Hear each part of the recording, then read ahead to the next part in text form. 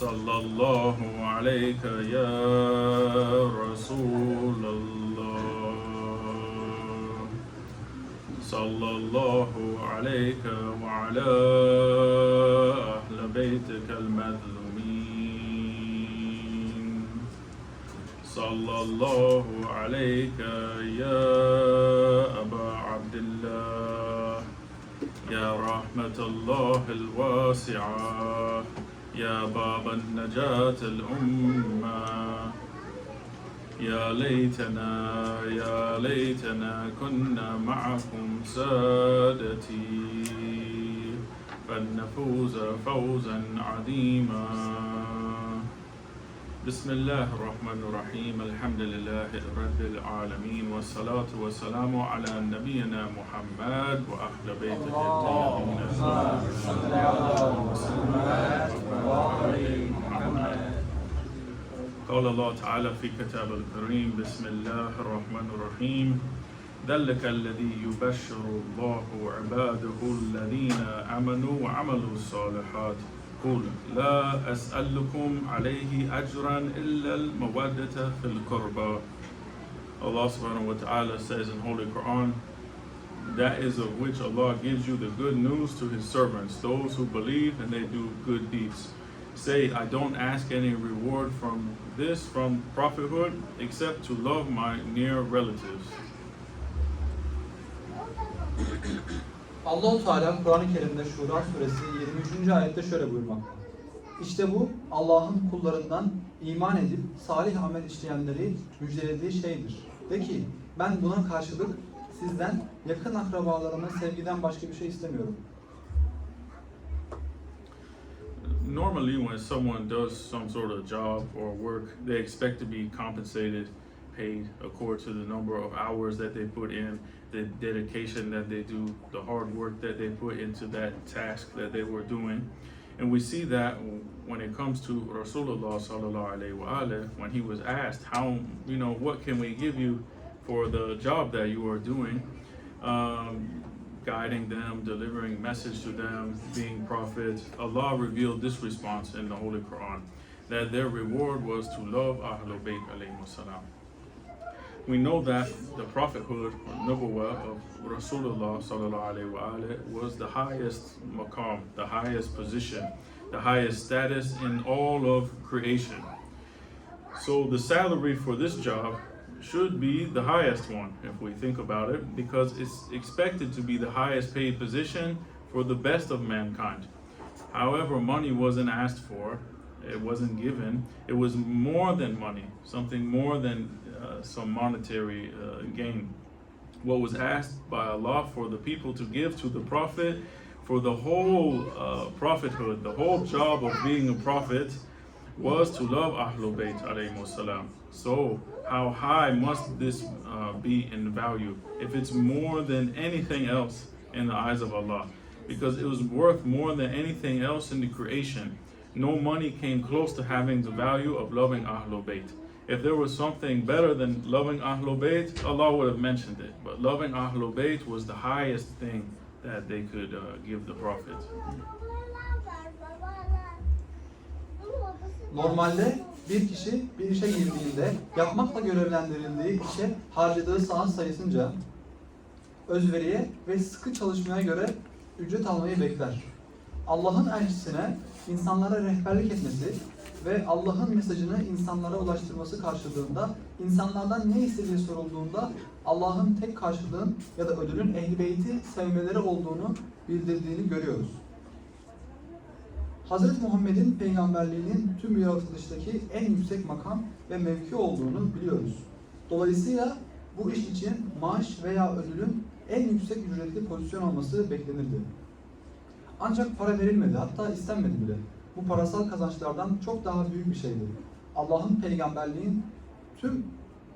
peygamberliğin tüm karşılığı için insanlardan istediği şey Ehl-i Beyt'i sevmekti. Bunun Allah katındaki değeri ne kadar yüksek olmalı? Yaratılan her şeyden daha değerliydi. Hiçbir para Ehl-i Beyt'in sevgisine sahip olmanın değerine yakışmazdı.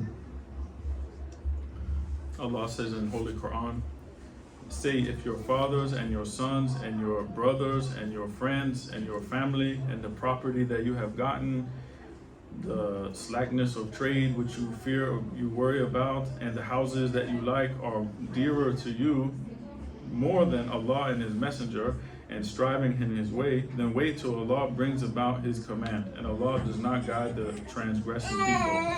So we see here that in this verse that everything that we like, everything that we hold dear to us, whether it is our family or our friends or our belongings or our house or a job or anything, we should not put that in front of the love of Allah and His Messenger.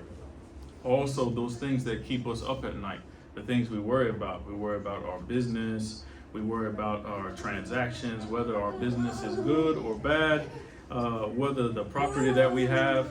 The people who have money, they're always on the phone checking their bank, looking this bank, this trade, that trade, all these things. Those things that keep us up at night. All these things shouldn't be more beloved to us than Allah and His Messenger.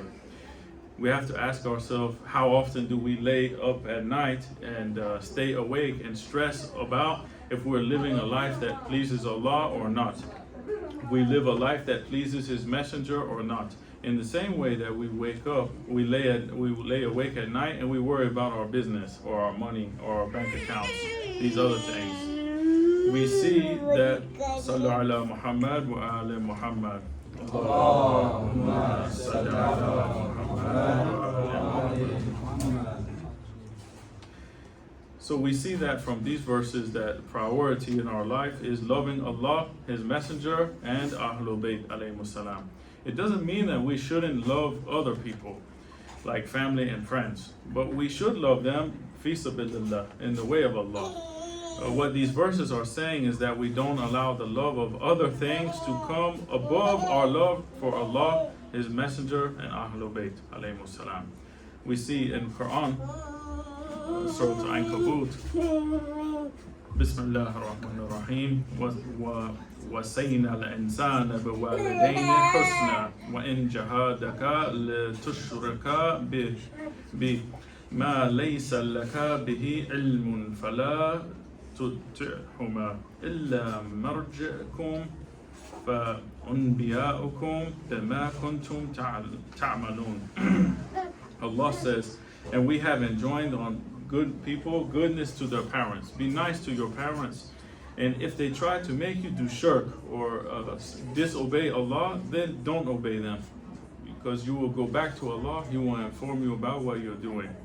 So we see that Allah enjoined love of our parents, but with the condition, shart or shurut, that they don't make us disobey Him. This is red line. Arabic is khatam ahmar, red line. So we see that us loving and obeying Allah comes above even loving and obeying and obedience to our parents. Allah-u Teala Tevbe suresi 24. ayette şöyle buyurmakta. De ki, eğer babalarınız, oğullarınız, kardeşleriniz, eşleriniz, hısım akrabanız, kazandığınız mallar, kesada uğramasından korktuğunuz ticaret ve hoşunuza giden meskenler size Allah'tan, Resulünden ve onun yolunda cihad etmekten daha sevimli ise artık Allah'ın emrini getirinceye kadar bekleyin. Allah haddi aşan topluluğu doğru yola iletmez. Bu ayette ailemiz ve arkadaşlarımız gibi değer verdiğimiz her şeyi görüyoruz.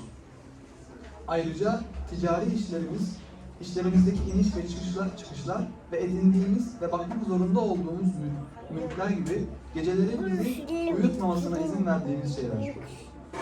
Bütün bu şeyler bize Allah'tan ve onun elçisinden daha sevgili olmamalıdır.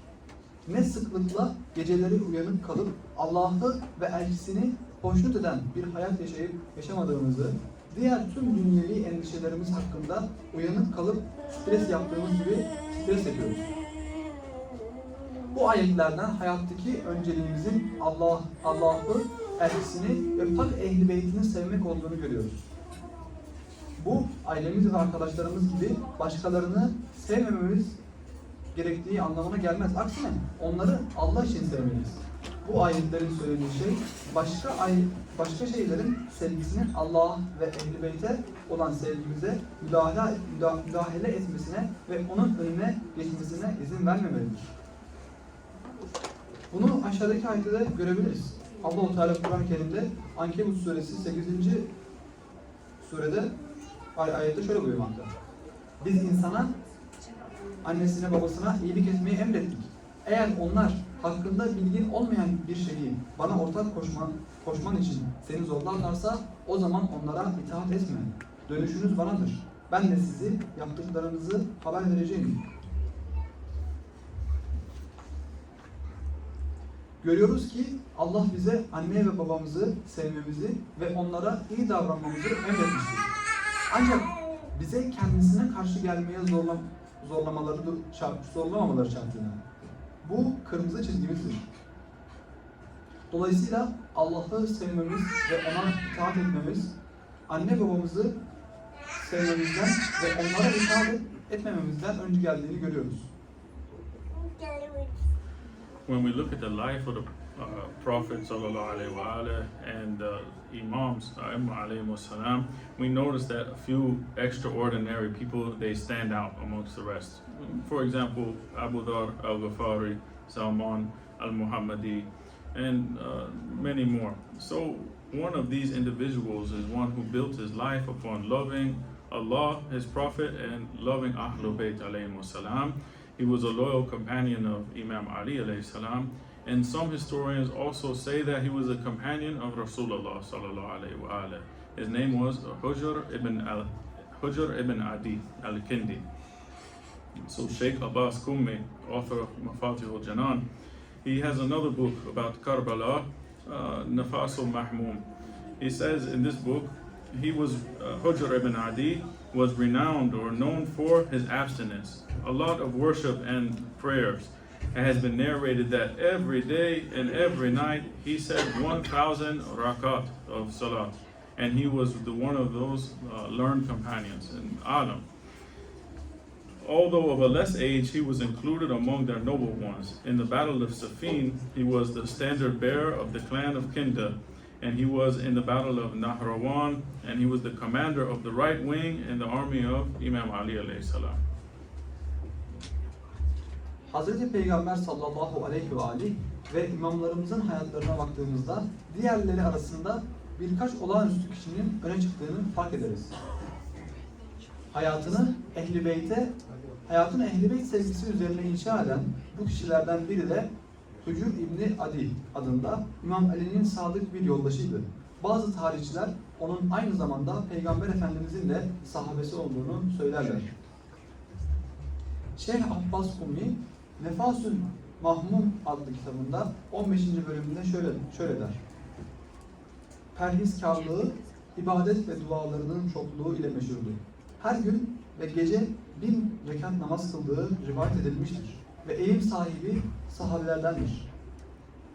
Yaşı küçük olmasına rağmen onların soyları arasında yer alırdı.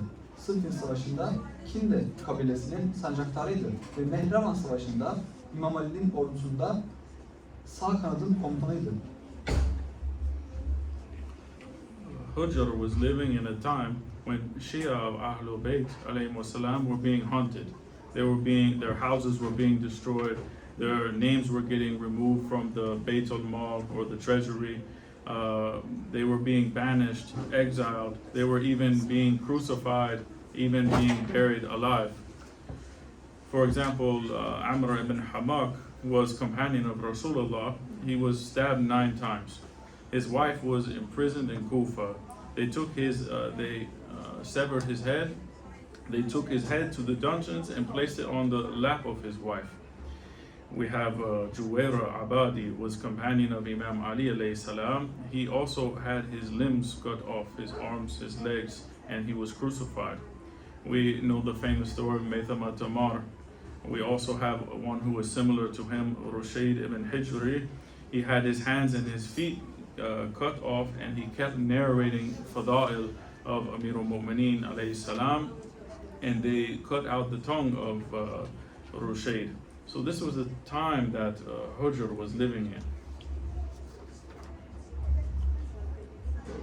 Hucr ibn Adi, Ehli Beyt Şialarının zulmedildiği, Ehli Beyt Şialarına zulmedildiği, evlerinin yıkıldığı, isimlerinin Müslümanlar için dağıtılan hazineden çıkarıldığı, sürgün edildiği, çarmıha gerildiği ve hatta diri diri gömüldüğü bir zamanda yaşıyordu.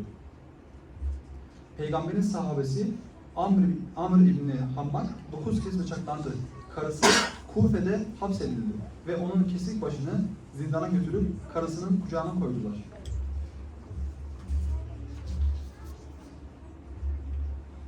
Cüveyre Abadi İmam Ali'nin ashabındandı. Uzuvları kesildi ve çarmıha gerildi. Rüşeyd İbni Hicri'nin elleri ve ayakları kesildi. Ama o sadece Emir el-Mümininin faziletlerini anlatmaya devam etti. Ve sonra dilini kesip onu çarmıha geldiler. In Kufa, the governor Mughira, he got on the minbar and he started doing la'na on Amir al-Mu'minin alayhi salam. And Hujr, he couldn't hold it anymore. He's just tearing him up inside. So he jumped up and he started going back at Mughira and he started praising Amir al-Mu'minin alayhi salam. So in the 50th year of Hijrah, Mughira died, and then Ziyad ibn Abi, he became governor, and he called Hujr. He said, "Come to me." So he told him, "I'm not going to tolerate the way that you treated Mughira." So he threatened Hujr, and he went on to practice taqiyya.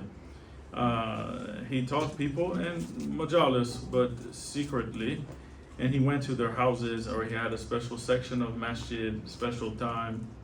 And Ziyad, he found out about this, and he made a threatening speech to all those tribes to leave Hujr, to abandon him, don't support him. Most of them did that, and then he sent the head of the police after Hujr ibn Adi. So Hujr, he hid in the house of one of his friends, and then the police surrounded that house, and then the man went out to confront them, while Hujr, he escaped through the roof. He went to another friend's house, and after a day or so, he sent some message to Ziyad. He said, "Spare my life and just send me to Muawiyah. Let him make the decision with me." So Ziyad, he agreed, and he put Hujr in the prison for 10 days. And then he gathered all the supporters of Hujr, and then we'll see what will happen after that, inshallah. Kufe'de vali Mughire minberin üzerine çıktı ve İmam Ali'ye küfretmeye başladı. Ve Hucr kendini tutamadı ve ayağa fırladı. Ve Mughire'yi uyarmaya ve Emir el-Müminini övmeye başladı. Hicretin 50. yılında Mughire öldü ve ardından Ziyad İbni Ebi vali oldu. Ve Hucr'ün yanına çağırdı. Ona Hucr'ün Mughire'ye davrandığı gibi davranılmamasına tahammül edemeyeceğini söyledi. Onu tehdit etti. Ve Hucr takiyi yapmaya devam etti ve insanlara evlerinde Kufe camisinin bir bölümünde gizli toplantılarda ders verdi. Ziyad bunu öğrendi ve kabile üyelerinin Hucr'ü terk etmeleri ve onu terk etmeleri için tehdit edici bir konuşma yaptı. Çoğu bunu yaptı ve ardından adamlarını Hucr'ün peşine gönderdi. Hucr arkadaşlarından birinin evine saklandı ve askerleri evi kuşattığında adam onlara yüzleşmek için dışarı çıktı. Hucr ise çatıdan kaçmayı başardı.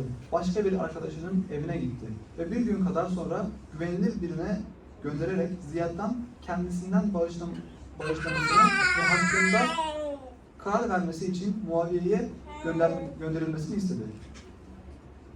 Ziyad kabul etti ve Hucr'ün destekçilerini takip eden Hucr'ü 10 gün boyunca hapsetti. So Ziyad sent Hujr and 14 Sahaba or companions towards Syria. And when they reached Syria, they got to a place called Marj Adrar. They were imprisoned in that place. And Muawiyah, he wanted to release 6 of them. So 6 of them went free. With the other 8, the messenger of Muawiyah, he said, Muawiyah sent orders that if you disassociate yourself, you do tabara of Ali, and you do la'na on him, then we will release you, or otherwise we're going to kill you.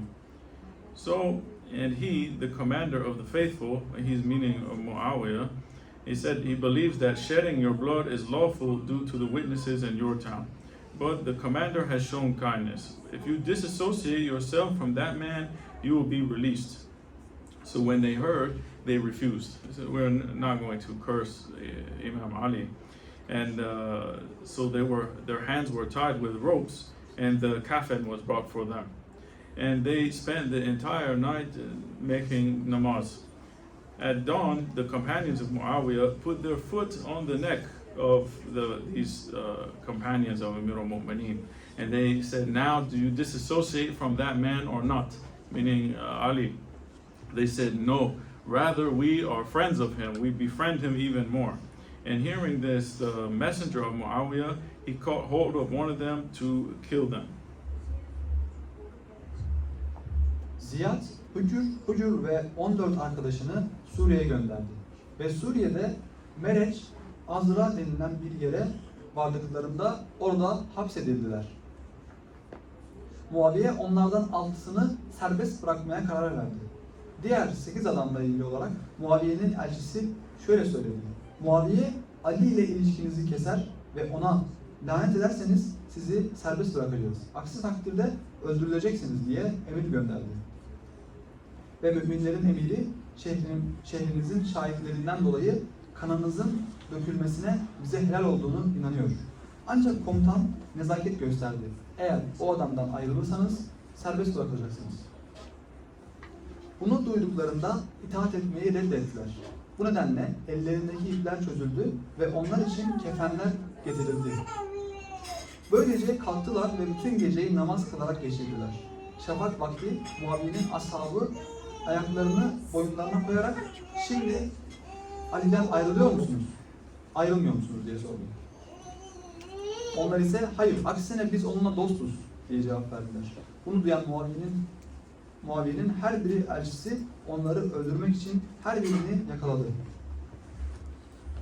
So then Hujr told them, he said, at least let me make wudu. Let me make 2 rakat of salat. Whenever I made wudu, then I've always made salat or namaz. So they agreed. They let him do it. Then he recited his namaz, and afterward he said, Wallahi, I have never said such a short prayer in my life, but I did so because I don't want people to say I am afraid to die. Then he turned toward the people there and he said, bury me along with these chains that I have on me and the blood that was on my body, because I want to meet Muawiyah in day of judgment like this. So Hadaba ibn Fayyaz, he went towards him with a sword to attack him. Then Hujr started shaking.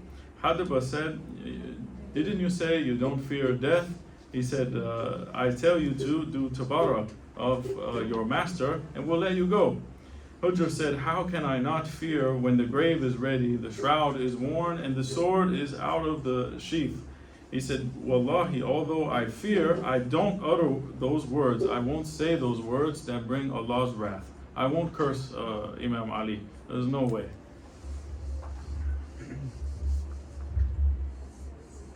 Bunun üzerine Hücr bin Abdi onlara en azından abdest alayım ve bize biraz mühlet verin de 2 rekat namaz kılalım. Çünkü Allah'a emin olsun ki ne zaman abdest alsam namaz kılmış oluyorum dedi. Kabul ettiler ve duaları okudular. Tamamladıktan sonra Hücr şöyle söyledi. Allah'a yemin olsun hiç bu kadar kısa bir dua okumamıştım. İnsanlar ölüm korkusuyla bunu yaptığımı sanmasınlar diye. Sonra orada bulunanlara dönerek beni zincirlerim ve kanımla birlikte gömün. Çünkü yarın kıyamette Muaviye ile karşılaşmayı arzuluyorum dedi.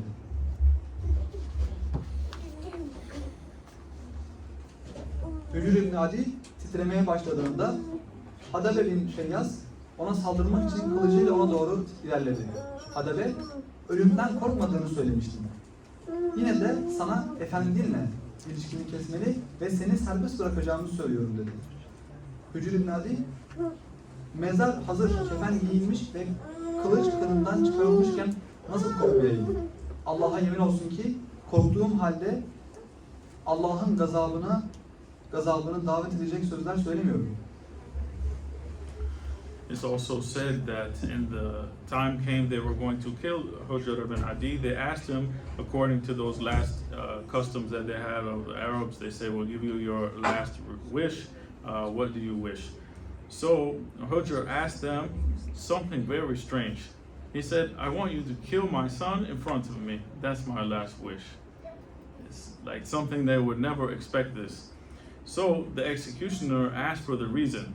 Hujr said that he wanted to see his son die on the love of Ali ibn Abi Talib alayhi salam, because he was afraid that if his son saw him get killed first, that he might get afraid and then he might leave and go over to the side of Muawiyah, and he might curse Amir al-Mu'mineen. Because these heartless people, they went on and they murdered Hujr's son right in front of him, and then they went on to kill Hujr ibn Adi because he loved Amir al-Mu'mineen and he wouldn't give up the love of him. Hucr ibn Adi'nin öldürülme zamanı geldiğinde ona son bir isteğinin olup olmadığını sordular. Hucr, kendisinden önce oğlunun öldürülmesini istedi. Cellat bunun sebebini ne olduğunu sordu. Hucr, oğlunun kalbinde Ali sevgisiyle öldüğünü görmek istediğini ve eğer önce kendisini öldürürlerse oğlunun korkudan ayrılıp Muaviye'nin tarafına geçmesinden ve Ali'yi ihbar etmesinden korktuğunu söyledi. Bu zalim kalpsiz insanlar daha sonra Hucr'un oğlunu onun gözü önünde öldürdüler ve ardından Hucr'u öldürmeye devam ettiler. So from this, we see the importance of loving Ahlul Bayt alayhimus salam, what the importance they had in their lives, in the lives of their followers. That the last dying request of Hujr ibn Adi was to see his son killed on the walayat of Amir al-Mu'mineen. So we have to make a big effort to instill the love of Ahlul Bayt alayhimus salam in the fabric and the core of our children. We have to raise them on the love of the Imams of Ahlul Bayt alayhimus salam. Show them importance or significance in their lives, and how this love of Ahlul Bayt alayhimus salam was the only thing that was asked in return for the whole of prophethood of Rasulullah sallallahu alayhi wa alayhi. Ibn Abbas, he says that Rasulullah sallallahu alayhi wa alayhi, he said, hold steadfastly to the love of us Ahlul Bayt. Whoever meets Allah with his love, with our love in his heart, he will enter paradise through our intercession or shafa. By he who controls Muhammad's breath, the acts and deeds of a servant will not benefit him except with our ma'rafa, our recognition and our love.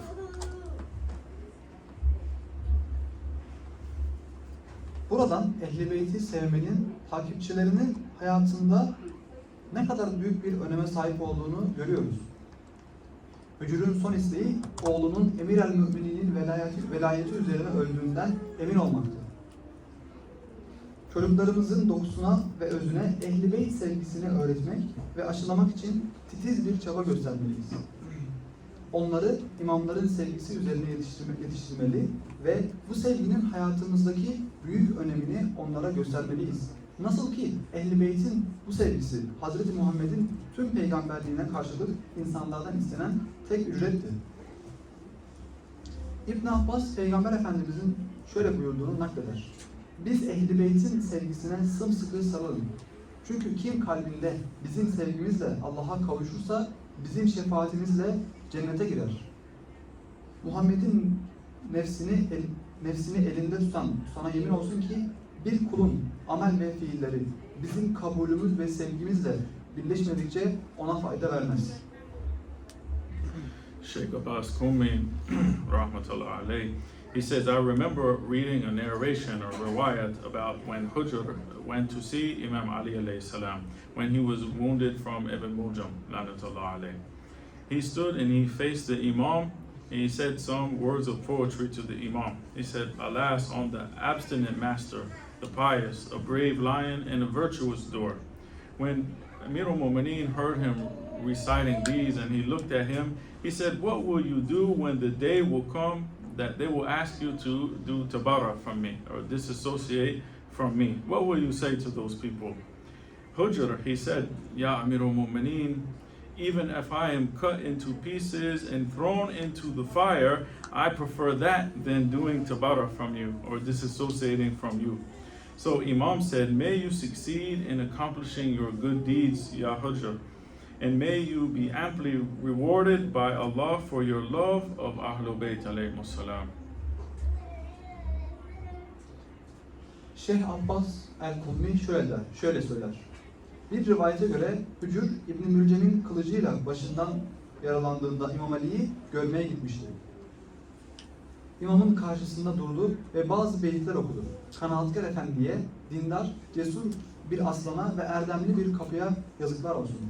İmam Ali ona baktı ve beyitlerini duyunca benden ayrılmanın emredildiğinde ne yapacaksın, ne diyeceksin diye sordu.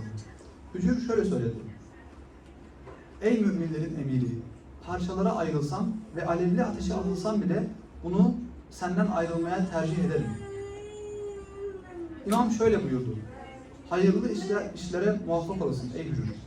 Peygamberin nesline olan sevginden dolayı Allah tarafından bol bol mükafatlandırılasın. When refuting Muawiyah about his misdeeds, Imam Hussein alayhi salam wrote a letter to Muawiyah and he said, "Are you not the murderer of Hujr ibn Adi al-Kindi and the other worshippers that he had with him, who resisted oppression and considered innovations to be serious, and who did not fear reproach in the way of Allah?" Imam Hussein told Muawiyah, he said, "You killed them with oppression and injustice, despite offering them refuge. You offered them a safe place and then you killed them." We see that those people who die on the love of Ahlul Bayt, Rasulullah sallallahu alayhi wa alayhi, sallallahu ala Muhammad wa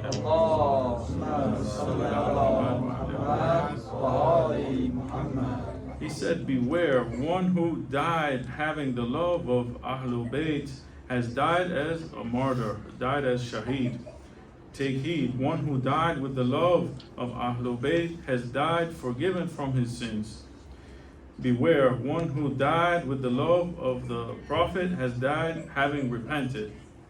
Beware, one who died with the love of Ahlul Bayt has died as a believer, having complete faith, mu'min.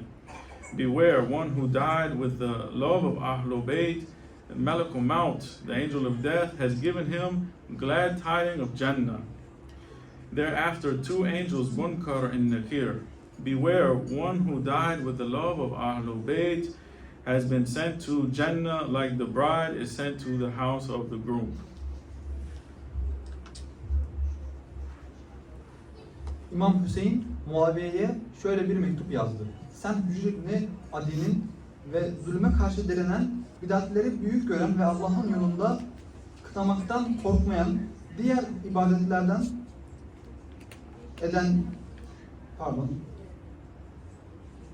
Sen Hucr ibn Adi'nin ve zulme karşı direnen, bidatleri büyük gören ve Allah yolunda kınamaktan korkmayan, diğer ibadet edenlerin katili değil misin? Sen onlara sığınma hakkı verdiğin halde onlara zulüm ve haksızlıkla öldürdün. Peygamber Efendimiz sallallahu aleyhi ve aleyhi şöyle buyurdu. Dikkat edin, kim Muhammed'in Ehli Beytini severek ölürse şehit olarak ölmüştür. Dikkat edin, Peygamberin Ehli Beytinin sevgisiyle ölen kimse temize çıkmış ve bağışlanmış olarak ölmüştür. Dikkat edin, Peygamber sevgisiyle ölen tövbe etmiş olarak ölmüştür. Dikkat edin, Peygamber sevgisiyle ölen kimse tam iman sahibi bir mümin olarak ölmüştür. Dikkat edin, kim Peygamber evlatlarının sevgisiyle ölürse ölüm meleği ona cenneti müjdeler. Sonra da münker ve nekir melekleri. Dikkat edin, Peygamberin Ehli Beytini severek ölen kimse gelinin damadın evine gönderildiği gibi cennete gönderilir. Muhammed ve Ali Muhammed salavat.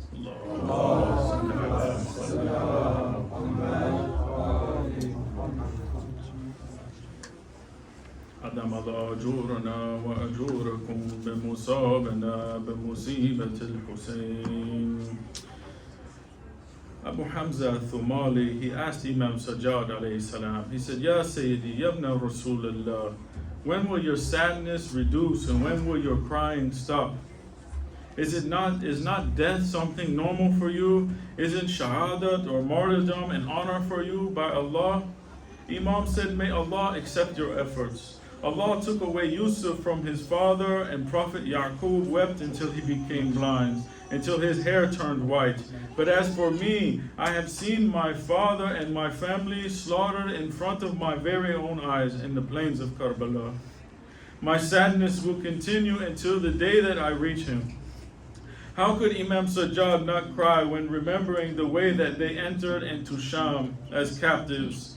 When the caravan reached the outskirts of Damascus of Sham, Umar ibn Sa'd, he received a message that the prisoners were not to be brought up to the capital until Yazid made preparations. Yazid invited all the ambassadors, the foreign dignitaries, the leading citizens to his court. People were ordered to line up in the streets. Musicians were asked to play music.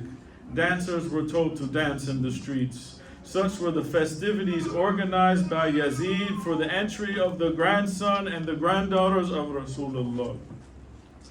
They had their hands tied behind their backs and they were on unsaddled camels. The holy household of Muhammad was led in the streets like a bunch of prisoners.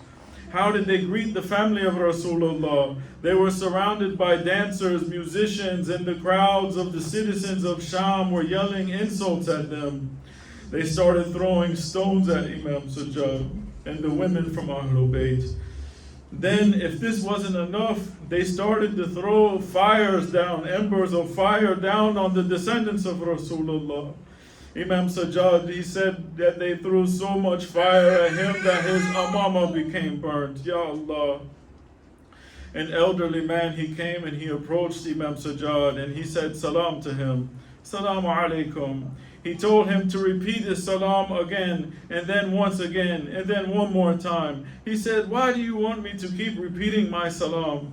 He said, since his father, Imam Hussein, had been killed, he hadn't heard salam from anyone.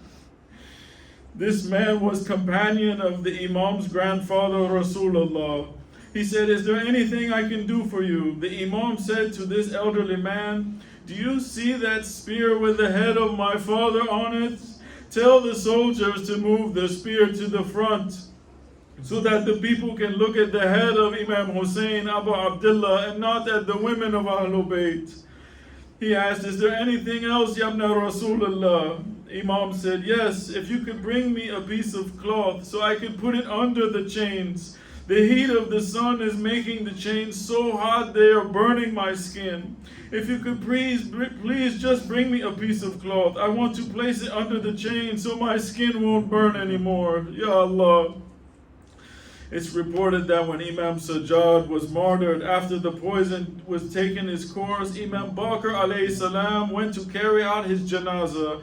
He noticed the marks on his knees, and this is where he would do from doing sujood.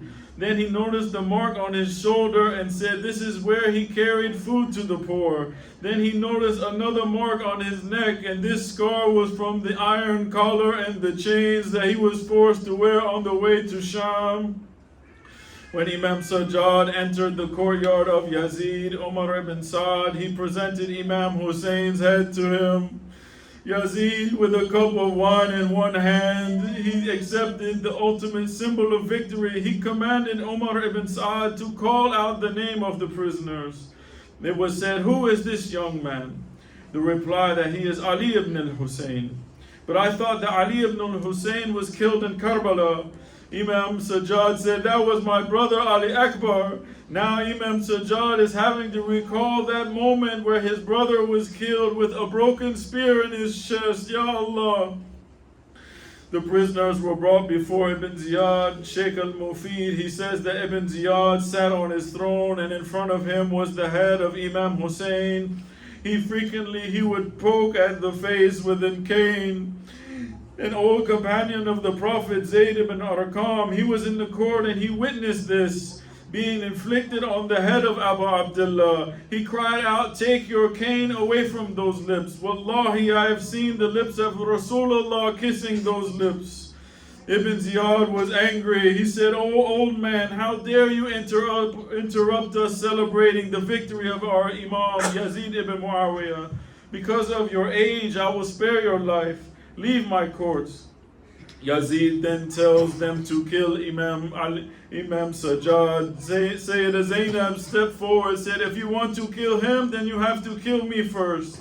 Yazid says, kill them both. Then a small child says to Yazid, do you not know that when Fir'aun called Musa and Harun to his court, he wanted to kill them, but he couldn't? Do you know why? Yazid said, no. Do you know that when the brothers of Yusuf threw him in the well, they wanted to kill him, but they couldn't? Do you know why? Yazid said, no. The young child said, it was because Fir'aun and the brothers of Yusuf were of legitimate birth. They were not illegitimate, they were sons of their parents. Whereas it is mentioned that the killer of the prophets and the Ma'sumin are of illegitimate birth. If you kill my father, then you will prove what you are. The young child was none other than our fifth Imam, Imam Bakr alayhi salam. The same Imam who asked who was the most oppressed in Karbala. The Imam told him that it was none other than Sayyidah Zainab, because anytime they wanted to whip someone, Sayyidah Zainab would get in front of them like a shield. Sayyidah Zainab was whipped every time, so much that it was hard for her own husband to recognize her. Wa wayla wa Zainaba. Yazid turned towards Imam Zain al-Abidin. He said, well, you can tell us who's been victorious today. The Imam looked at him and replied, Yazid, final victory can only belong to those on the right way. Let us look at you and look at Hussein. My father, who you killed without mercy, was the grandson of Rasulullah, who said, Hussein minni wa anna min Hussein. Hussein is from me and I am from Hussein. He was born a Muslim. He upheld the laws and principles of Islam with his entire life. You are the grandson of Abu Sufyan and Hind, who spent their whole life fighting against Islam and the prophets. Yazid was now embarrassed. He told them to silence him. He told the Mu'adhin, call Adhan. When the Mu'adhin said, Ashhadu anna Muhammadan Rasulullah, Imam Zain al-Abidin said, Yazid, speak the truth. Was Muhammad my grandfather or your grandfather? Yazid ordered the prisoners to be moved to a prison. This was not a prison. Wallahi, it was a dungeon. Only a part of it had a ceiling and the rest was open to the sky. An iron grill surrounded this place so that no one could get in or out. Sayyidah Zainab reports the place was so cold at night that no one could sleep, and during the day it was hot like an oven. It is here that our fourth Imam, still under chains, the ladies and the children spent their nights in agony and discomfort. This is Sham. Inna lillahi wa inna alayhi raji'un. Assalamu alayka ya Aba Abdullah. وعلى الأرواح التي حلت بفنائك عليك مني سلام الله أبدا ما بقيت وبقي الليل والنهار ولا جعله الله آخر العهد مني لزياراتكم. السلام على الحسين وعلى علي بن الحسين وعلى أولاد الحسين وعلى أصحاب الحسين. يا حسين.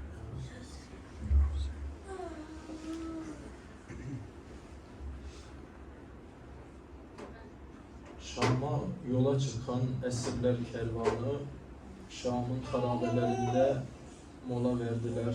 Akşam vaktiydi. Hazreti Rugayye bir taşın kenarında oturmuş, başını yaslamış, uyuması gerekirken uyuyamıyor. Hazreti Zeynep ona teselli veriyor, ne yapıyorsa uyuyamıyor. Diyor ki, halacan, ben her akşam babamın kucağına çıkar, onun kokusunu alır, onu kucaklar, babam bana güzel sözler söyler, saçımı okşar, ben öyle yatardım. Babam Hüseyin yokken ben nasıl yatayım halacan? Hazreti Zeynep'in durumunu düşünün. 3 yaşındaki çocuk halasına bu sözleri söylüyor. Yüreği nasıl dayansın Zeynep'in? Uykusuz yollara düştüler yine Şam'a doğru. Kesik başlar okların ucunda Şam'a geldiler Yezid'in sarayına. Bir tepsinin içinde getirdiler o mübarek paşı Yezid'in, o alkol içen, şarap içen, maymun oynatan Yezid'in tahtının önüne. Elindeki sopayla, o maymun oynattığı sopayla İmam Hüseyin'in o mübarek dişlerine vurdu. Ayağa kalktı, dedi ey Muhammed, gülerek dedi ey Muhammed gel gör. Gel gör Hüseyin'in halini. Bedir'de, Uhud'da katlettiğin dedelerimin özünü nasıl aldım gel gör.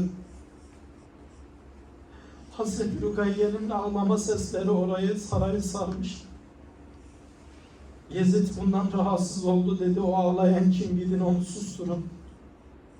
Geldiler, dediler ki Hüseyin'in kızı Rukayye'dir. Babasını istiyor, o yüzden ağlıyor, ne yaptıysak susmadı. Sinirli bir şekilde ayağıyla vurdu tepsiye, dedi alın götürün verin babasını. Getirdiler Hazreti Rukayye'nin önüne koydular. Dedi ki Rukayye ben sizden yemek istemedim ki. Ben babam Hüseyin istedim sizden. O lanetlikler dedi. Zaten babanı getirdik deyince örtüyü bir kaldırdı. İmam Hüseyin'in kesik başı. Ağlayarak geldi imamın yanına. Aldı o kesik başı kucağına. Babacan, Hüseyincan sana ne yaptılar? Babacan bu halin nedir senin baba? Bedenin nerede baba? Babacan sen beni kollarına alırdın, beni sarardın, saçımı okşardın. Ellerin nerede baba? Babacan bu halin nedir? Bedenin nerede baba? Aldı göğsüne, o kadar ağladı ki bir anda sesi kesildi. O 3 yaşındaki çocuk babasının o başsız bedenini almış, ağlaya ağlaya can vermiş. Rugaiye nazlı suretin koyma divare, koyma divare. Bu Kerbela yollarına bakma vare, bakma vare. Ağlama Rugaiye, ağlama Rugaiye, ağlama Rugaiye. Semende gül sular veli, sen kimi solmaz, sen kimi solmaz. Cihanda çok yetime var, sen kimi olmaz, sen kimi olmaz. Vuruptu Şam'ın kızları kalbime yâre, kalbime yâre. Ağlama Rugaiye, ağlama Rugaiye, ağlama Rugaiye. Esselamu aleyke ya Rugaiye. Esselamu aleyke ya Zeynep. Esselamu aleyke ya Seccad. Esselamu aleyke ya Hüseyin. Lebbeyke ya Hüseyin. Lebbeyk ya Hüseyin. Lebbeyke ya Hüseyin. Lebbeyke ya Hüseyin. Lebbeyk ya Hüseyin. İnşallah sine vuralım.